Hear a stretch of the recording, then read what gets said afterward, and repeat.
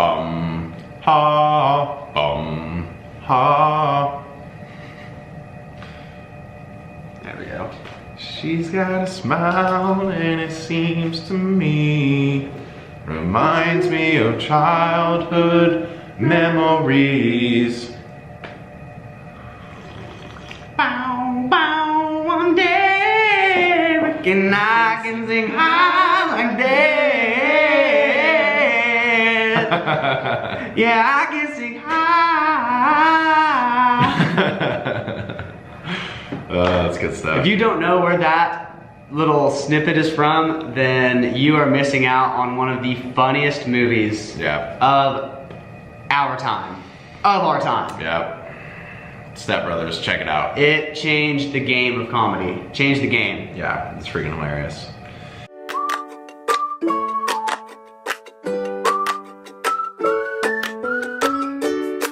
So today, we're talking about a little bit of a part 2, the little second episode of a series about the blank part about owning your own business. The blank part. Today we're talking about the worst part about owning your own business. We've talked about the best part about owning your own business. For me, it was the unlimited upside, and for Jordan, it was flexing my creative muscles and getting to build it my way. But today, we are talking about the worst part about owning your own business. What is the worst part? We're gonna talk about it. For you business owners out there that happen to have come across our channel and you're just killing time, sorry about that, but why don't you drop in the comments what your worst part about owning your own business is. For you newbies out there, you're gonna find out what ours is. So, either way, you're gonna learn today. Either way, we're gonna grab hands, we're gonna look over the cliff, and we're gonna jump off into the lake. We're gonna survive. I actually don't do that. We're gonna survive. Yeah, you don't. I don't cliff jump. I take 0 risks with my life. Okay, we're gonna stand on the edge of the boat.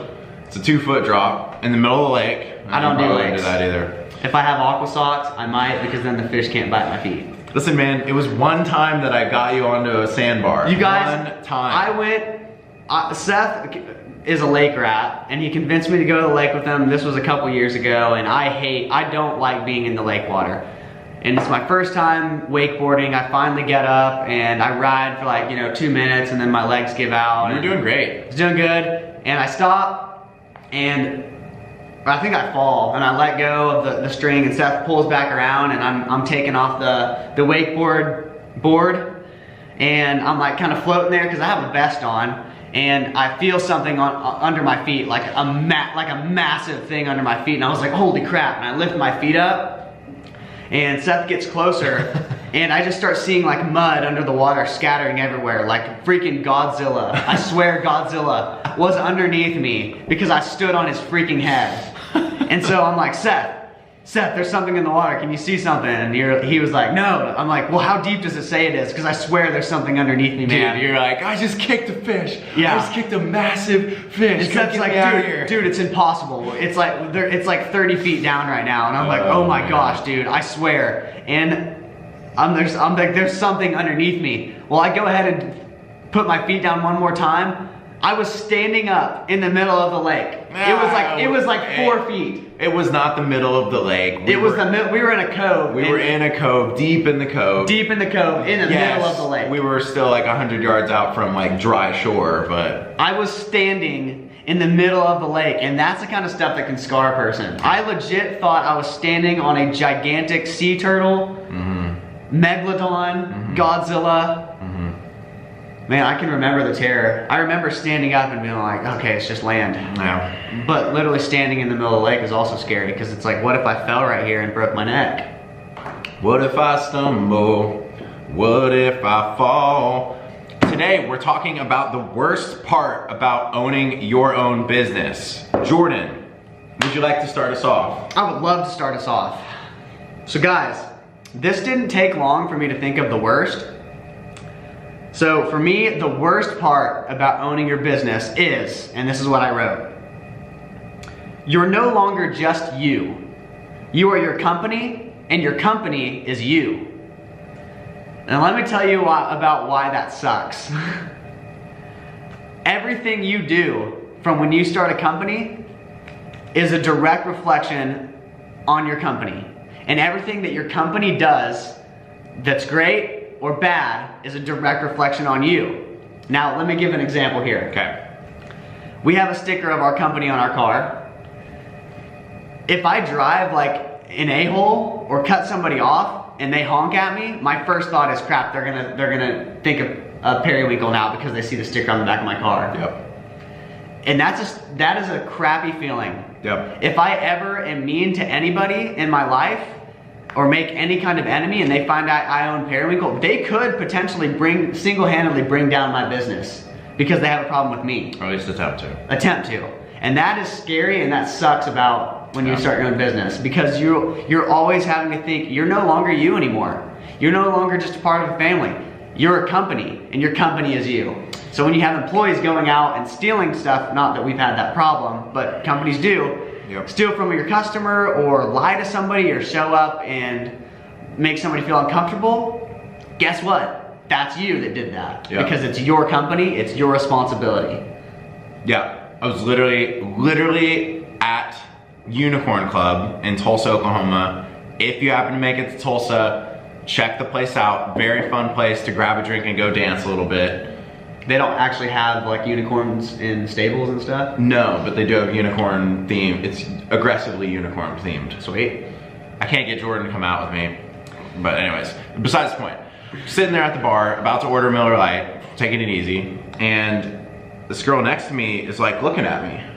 And I can, you can feel somebody looking at you and you're just like keeping your head forward. You're like, oh God. Who is it? Don't tell me. Hopefully it's not somebody I know. And she's like, excuse me, are you the periwinkle guy? You're the periwinkle guy, aren't you? That's what Jordan's saying. Props. Your company and you, all of a sudden, they're not different. Yeah, everything your company does is a reflection on you. Everything you do is a reflection on your company. And exactly like what you're saying, man, it happens almost every day. I have to think about the fact that I have my company marketing on my car and on my roof pod.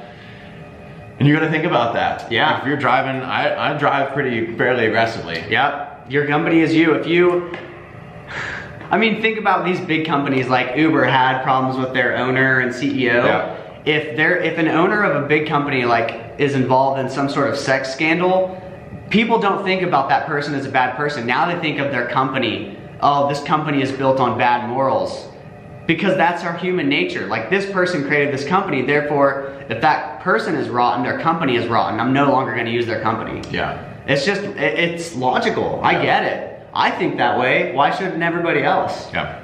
So that easily for me is the worst part. But you can also use it to your advantage. You just got to be on your toes all the time, which is easy for me because I'm an entertainer. So I'm always entertaining, doing close-up magic. You are. You know. You are an entertainer. But if you're a mean person naturally, people are gonna hate your business because they hate you. I just keep yourself out of the limelight. Yeah. Hire yourself somebody to be the face and then you just stay in the back and continue to be mean. Why you gotta be so rude? What's that Taylor Swift song, Mean?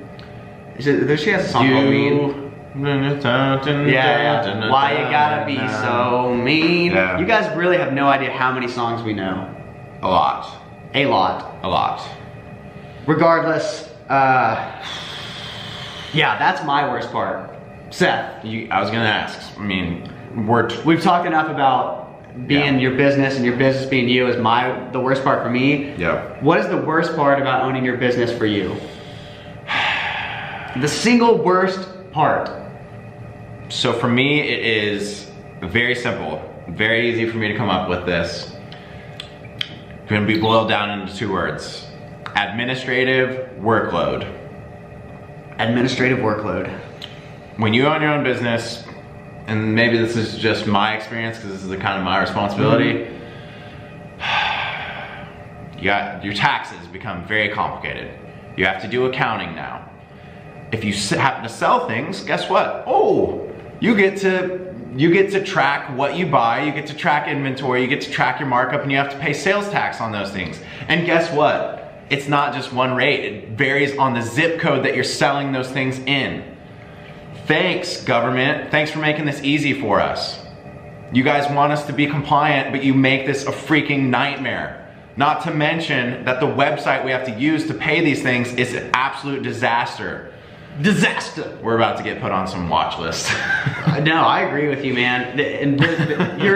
What you're saying is when you're an employee, and everybody's an employee, I feel like, before they're their own boss. I mean, you should at least. You should get out in the workforce and experience what it's like to work for somebody. It's pretty rare that you're gonna go straight. You don't think about all of these little administrative things like the website maintenance and the taxes and like what to charge and what zip code people are in. Payroll. Yeah, payroll. Tracking people's hours. Hiring people. You don't think about all that stuff because it happens automatically. But when you own a business, you have to do those things. Yeah. You can't even function as a real business without doing those things first. I thought we were just garage cleaners. I didn't know that we were gonna have to pay sales tax, income tax, kick out K1s, work with our accountant, do all the accounting, put together weekly calls, build a website, maintain the website, update the website. Build interfaces for our calendar for the website. Yeah. There's a lot of, basically, it all boils down to the worst part about owning your own business for me is all the stuff that you have to do now that doesn't involve the business delivering your product or the service stuff, to your yeah, customer. all of the stuff is that you didn't start the business to do. Yeah. But you have to do as an unintended consequence. Yeah. Yeah, man. Fortunately for me, I don't have that problem because Seth does all that. That's why our answers are different. Because we both are doing completely different aspects of the business. And I mean, 2 years from now, you won't be answering the phone anymore, and I won't be doing the accounting anymore. True. So like, our answers will be different. Yeah, the worst part will probably be like, I don't know. I'd be curious to find out what the worst part about owning a business is for 3 years from now. The whole reason we're doing this, you know? Yeah. But no matter what you do with your business, you're gonna have you're gonna have multiple parts that are less than ideal. Yeah. But like we said in another episode, the best parts outweigh the worst parts. If they don't, then I would never encourage anybody to close up shop because I'm a strong believer in you don't fail until you choose to. But you know, maybe some I agree with you. Retrospection into why you're doing what you're doing is important. I'm a strong believer that there are far too many problems in this world and far too few entrepreneurs that are willing to solve them. So everyone thinks like, oh, I can't be an entrepreneur because Elon Musk exists and he's solving all the world's problems. No, he's not. The dude is busy solving 1 or 2 or 3 problems at a very high level.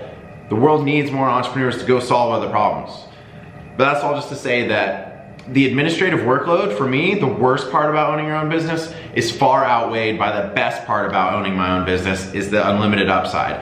I am willing to put up with this crap and to try to figure out how to do these taxes and how to stay compliant, how to make sure I'm updating our SOS filing and how to make sure we're kicking out our K1s on time and all that crap and all the payroll. I'm willing to do all that stuff because it gives me the opportunity to have unlimited upside. And I will never, ever trade that. I am in this thing for life. For life. Life. Is that an L for people or is this an L for people? That's an L, other one. This one? Yeah. I think. I don't know. I guess we'll find out. Either way, I hope that this episode was helpful. Probably wasn't, but either way, maybe it was entertaining. Yeah. You got to primarily entertaining. You got to hear a cool story about why Jordan's unwilling to get in the lake and wakeboard with me. He just sits on the boat and drinks Mai Tais. I like being on the boat. Except for when you're on a boat and you have long hair, your hair like tangles up and stuff from the wind. Kind of sucks, but and you can't really wear a hat because it flies off in the water. Let's bring it full circle. Today we're talking about the worst part about owning your own business. For Jordan, for me, it's that you're no longer yourself, or you're no longer just you. You are your company, and your company is you. So everything you do reflects on your company. Everything your company does reflects on you. And you can only control so much. So It's risky. You gotta be the right person. Your PR person and what you say in public and how you act in public and how you present yourself, it all matters. Because whether you care more about yourself or your company, you gotta care about both because they're the same now. Yeah. They're the exact same. Yeah. Yeah. So you're actually a great answer. For me, it is the worst part about owning your own business is all the things that you now have to do that don't involve what you set out to do in your business venture. You set out to deploy money for startup businesses. Now you got to do a bunch of, like 80% of 70% of what you do isn't doing that. You have to do 70% of this work just to be able to do the 30% of work that you set out to do.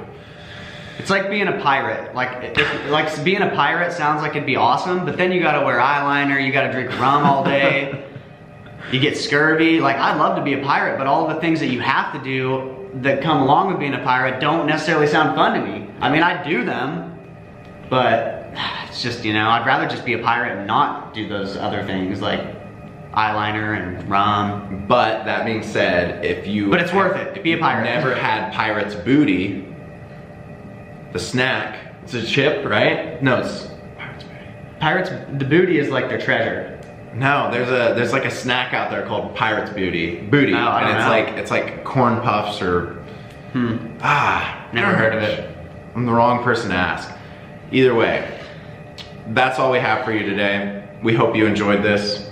If you did, drop us a comment, hit the subscribe button, or you know what? Don't hit the subscribe button. Smash that subscribe button. Smash it. Stop, Click on it. Stop doing what everyone else is doing. Don't hit the subscribe button. Go subscribe to some other channels. You guys, follow us on social media. We've got incredibly interesting lives.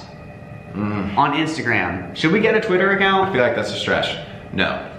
We're not getting a Twitter account. You can follow me, Jordo, sorry, I'm burping. At Mickey Jordo on Instagram. If you're wondering why my handle is Mickey Jordo, it's because that's what everybody calls me. Because I have a plethora of knowledge in the world of Disney. All right, I'm shutting this thing down. We're done. Peace. Peace.